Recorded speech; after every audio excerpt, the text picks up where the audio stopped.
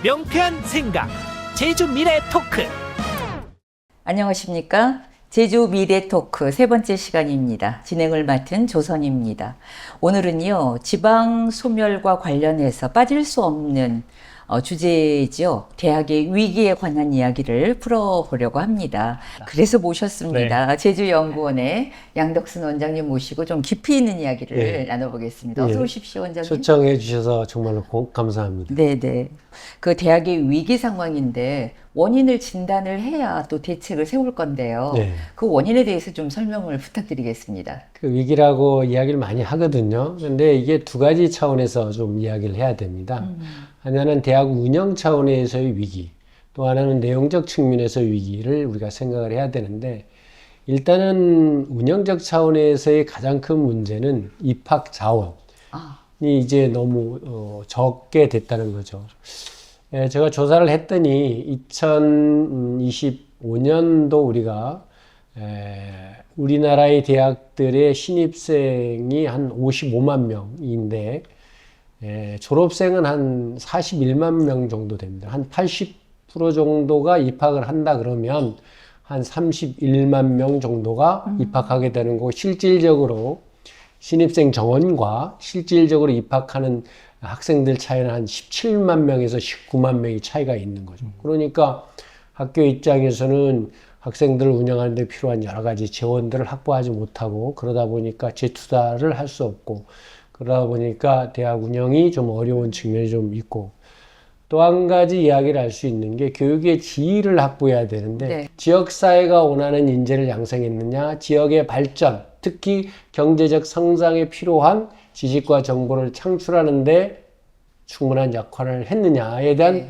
반성이 제가 보기에는 더 큰 위기가 아닌가, 내용적 측면에서. 그래서 이제는 물론 외형적이나 내용적인, 운영적인 측면에서의 위기도 중요하지만 지역사회가 요구하는 대학이 역할에 부응할 수 있는 대학으로의 전환이 지금 시대에 더 필요할 수 있다.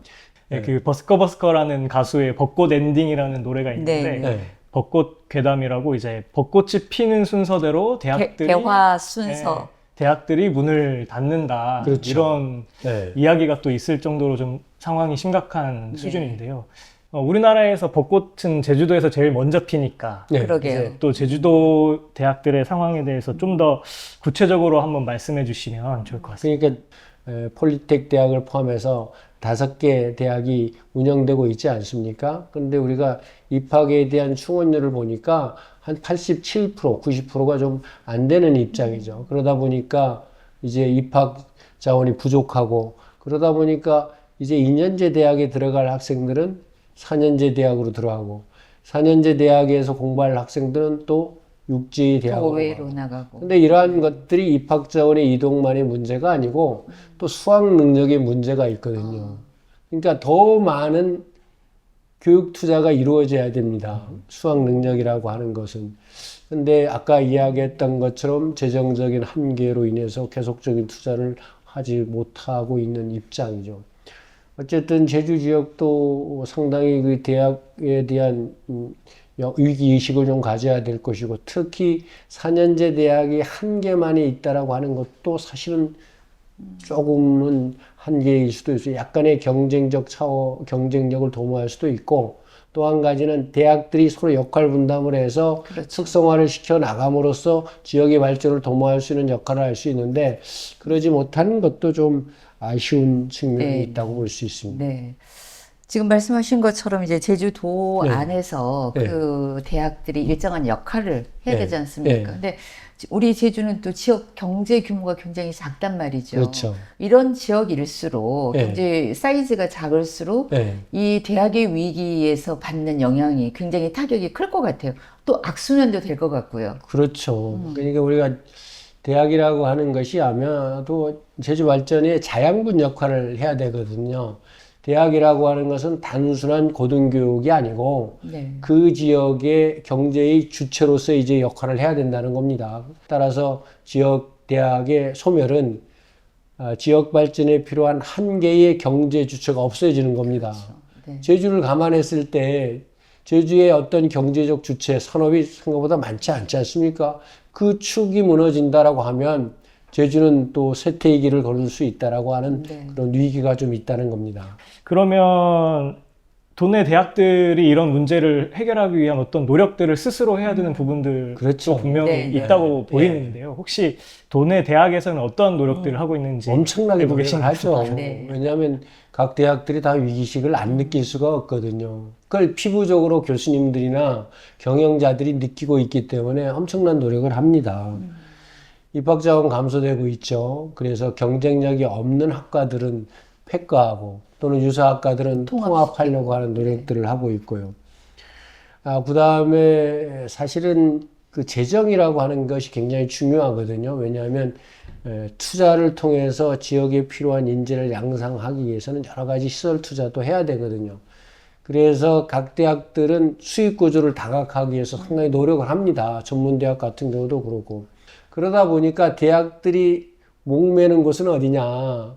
국책사업을 따오는 겁니다. 국책사업. 국가에서 하는 여러 가지 대학들을 지원하는 사업을 따와서 그 사업을 통해서 재투자를 해서 지역에 필요한 인재를 양성하려고도 하고 여러 가지 R&D 사업을 진행을 하고 있거든요. 근데 이것도 한계가 있습니다. 그렇죠. 우리 대학을 어떤 방향으로 끌고 나겠다라는 큰 틀 속에 접근하기보다는 5년이라는 정권에 맡은 사업만을 계속 따다 보니까 네. 이게 한계가 있다는 거죠. 그래서 나는 정치권에 요구를 하고 싶은 게 제발 교육만큼은 정치적 논리로 풀지 말아라. 이건 100년 대계다. 고등교육의 방향을 명확히 설정하고 각 대학들이 거기에 맞게 일관성 있게 나가게 좀 해줬으면 좋겠다. 물론 대학들도 반성을 해야 되지만 정치권에서 명확한 일관성 있는 교육 철학이 있어야 된다. 저는 그걸 좀 주문하고 싶어요. 네, 네. 네. 그 국책사업 유치 외에도 네. 해외 유학생 유치도 또 열심히 하고 있지 않나요? 도내 그렇죠. 대학에서. 그러니까 각 대학들이 국제교류본부 형태를 통해서 유치를 하려고 노력은 많이 하고 있죠. 근데 이것도 조금 한계가 있는 것이 코로나 이전에는 정말로 많은 효과들이 좀 있었어요. 한 네. 200명, 300명 정도 각 대학이 평균적으로 그 정도는 매년 유치를 했었고, 근데 그 대학들이라는 것이 주로 중국이라든지 동남아 이런 학생들을 대상으로 하는데 이것도 상당히 어려워지고 있습니다. 왜 어려워지고 있느냐? 그 학생들, 그 유학생들이 시장이라고 하는 동남아, 중국 학생들의 시장 자체가 수도권을 당한다는 겁니다. 유학생 유치도 경쟁이 지방대학과 수도권과의 경쟁인데 여러 가지 여건상 지방이 결코 유리하지 않은 상태라고 그것도 이야기할 수 있죠. 부익부 그렇습니다. 빈익빈처럼 네, 그렇게 네. 되겠어요. 그렇습니다. 네. 또 이제 대학들에서는 유학생 유치하는 것뿐만 아니고 평생교육이나 그렇죠. 이런 프로그램들을 통해 가지고 뭔가 맞습니다. 위기를 타개하기 위해서 노력하고 있다고 맞습니다. 얘기를 들었습니다. 일반적으로 대학은 지역에 필요한 인재를 양성한 학예과정 중심으로 운영을 해왔고, 그 다음에 평생교육은 약간 부가적인 대학의 역할로서 접근을 하고 있습니다. 근데 지금은 도민들이 평생교육에 대한 수요도 상당히 높아요. 그럼요. 그래서 네. 아까 우리 선생님도 말씀을 하셨듯이 도가 평생교육 진흥장학원을 통해서 도민 평생교육을 지금 하려고 하고 있지 않습니까? 그래서 이 평생교육 시장도 대학들 다시 경쟁이네요. 시장인데 이것도 참 과당 경쟁에 따른 교육의 질적인 문제도 있거든요. 네. 그래서 이 부분도 사실은 좀 구조조정을 통해서 평생교육이라고 하는 것들이 우리 도민들에게 한 단계 높은 삶을 살거나 그 다음에 재교육, 재취업에 필요한 기술을 익히는 수단으로 활용될 수 있었으면 좋겠다. 그러기 위해서는 좀 더 경쟁력 있게 운영이 돼야 되고, 그러기 위해서는 대학이나 도나 새로운 역할 분담을 통해서 좀 접근할 그래야겠네요. 필요성이 있지 않을까. 네. 뭐 그런 생각을 좀 갖게 됩니다. 네. 자, 이쯤에서 그 도민들이 보내주신 질문을 짧게 좀 다뤄보겠습니다. 첫 번째 질문이 무겁습니다. 네. 2040년이면 제주에 남아있는 대학은 몇 개나 될까요? 입니다. 2021년도 교육개발연구원 보고서에 의하면 제주대학이 폴리텍 대학을 포함해서 5개 대학이 있는데 2046년 되면 2개는 없어진다. 한 3개 정도 존재한다고 이해하고 아주 최근 자료에 의하면 김문수 의원 자료와 대학 알림이를 통화를 봤더니 한 개 정도가 남을 게 아닌가라는 이야기도 있습니다만 아마 현재 입학 정원을 감안했을 때 아마 네네. 그냥 단순하게 계산했을 때 한 개 정도 남을 거라고 생각했는데 어쩔 수 없습니다. 네. 이제는 작지만 특성화된 대학으로 만들지 않으면 이 경쟁이 좀 안 될 가능성이 있고 다만 제가 우려하는 부분이 우리 제주라고 하는 지역에 이게 대학이라고 하는 역할이 여러 가지 있고 학문적 분야가 여러 가지 있는데 어떤 분야가 사회적으로 경쟁력이 없다고 해서 없을 수 없다는 겁니다. 그렇죠. 지방자치단체가 좀 더 적극 지원이 필요하지 않느냐 그런 네, 생각도 네. 저는 갖습니다. 혹시 그 지원에 관한 얘기는 조금 이따 들어보고요. 네. 또 질문이 두 번째, 있죠? 네, 두 번째 질문입니다. 아마 저희가 3회차까지 하면서도 단골 질문인 것 같기도 한데 네네네. 이제 육지로 떠나는 학생들을 제주에 남게 할 방법은 혹시 원장님께서 왜 떠날까요? 근데 제주도가 어떻습니까? 졸업을 하면 그 배운 거를 쓸 데가 없죠. 직업이 있어야 돼요. 예. 직업이 있다 하더라도 서울하고 충족시키기 임금 어렵죠. 수준이 네. 차이가 있다는 겁니다. 이 특정 직업을 예를 들어서 될지 모르겠는데 간호사 같은 경우는 상당히 어려운데 서울에 있는 임금 수준과 제주의 임금 수준이 60% 정도뿐이 안 된대요. 근데 젊은 애들은 그걸 인정치 못합니다. 이제는. 그러니까 제주를 떠나게 되는 거죠. 또 하나 우리가 경제적인 욕구만 충족해서 살 수 없습니다. 문화적인 그다음 정주적 여건 이런 것들도 상당히 고려해야 되는데 그런 것들이 젊은 친구들을 떠나게 하는 거 아닌가. 그러면서 그렇죠. 제주를 고령화 사회로 만들고 활력을 떨어뜨리는 그런 사회로 만들고 있지 않는가라는 네. 생각도 좀 그러니까 갖습니다. 그동안 누누이 지금 이제 지적될 수밖에 네. 없는 우리 네. 제주 사회의 문제인데요. 그와 연결되어서 네. 지금 제주도에서 추진 중인 네. 미래 산업 네. 이 부분이 이제 좀 대안이 될 수 있을까요? 간단합니다. 젊은 친구들이 살고 싶어하는 제주를 만들어 보자 이거죠. 그게 뭐냐? 미래산업 육성 아닙니까?